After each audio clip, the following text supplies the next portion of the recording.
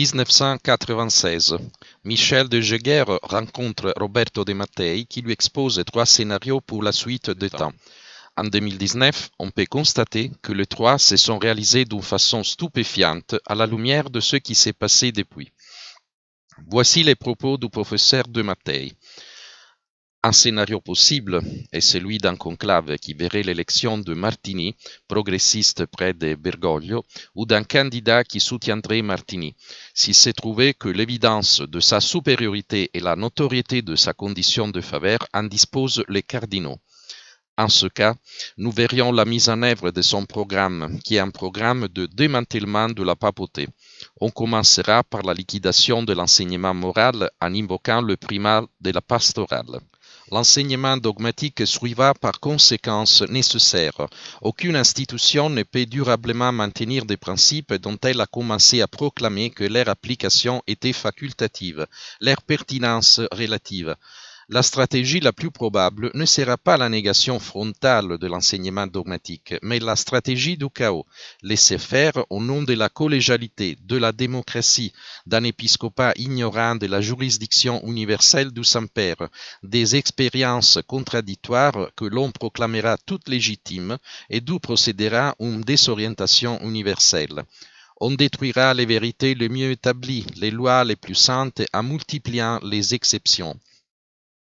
Autre possibilité, l'élection d'un conservateur soutenu par le cardinal Ratzinger, qui s'efforcerait de prolonger, de poursuivre et d'approfondir la lente sortie du concile que Jean-Paul II a commencé d'entreprendre, en se décidant à lever les ambiguïtés doctrinales de Vatican II et de ses suites et en jetant les bases d'une restauration liturgique.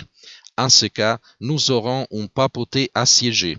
Pour elle, il n'y aura pas d'état de grâce. La pression sera formidable. On demandera au pape de renoncer à ce qui sera considéré comme la part d'ombre de l'héritage de Wojtyla, c'est-à-dire à son enseignement moral, à Veritatis Splendor, à Evangelium Vitae, et de prolonger au contraire ces sorties de route écuméniques, celles qui ont culminé avec la réunion interreligieuse d'Assise, qui a vu les vicaires du Christ laisser mettre sur un pied d'égalité la révélation reçue des apôtres, celle de Mahomet, les prétendues sagesses bouddhiques ou shintoïstes, et jusqu'aux rites animistes d'Afrique, aux élucubrations chamaniques des Indiens d'Amérique. S'il refuse, la persécution n'est pas à exclure.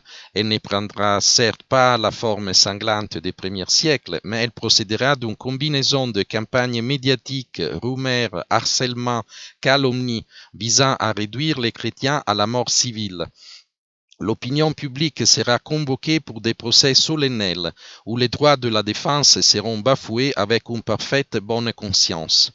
Le bas clergé médiatique tiendra le rôle de l'accusateur public. L'arsenal des lois antiracistes et antisectes fournira les instruments juridiques. On incriminera les finances du Saint-Siège, le maire de la Curie ou celles de clercs qui ne sont certes pas irréprochables, mais dont on ne se souciera qu'autant que l'on voudra nuire au pontife. Les vrais motifs seront l'intolérance, l'appel à la discrimination implicite qui constituerait le seul fait de tenir l'Église pour dépositaire d'une vérité intangible, irréformable, universelle.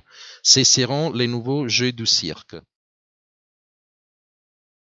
Quand est-ce qu'un pape devient pape? Que sont la primauté et l'infaillibilité? Et la collégialité? Un pape peut-il être hérétique? Que se passerait-il s'il perdait la raison? Un pape peut-il abdiquer? Le choix de Benoît XVI a-t-il été opportun? Peut-on envisager un pontificat limité dans le temps et non plus à vie?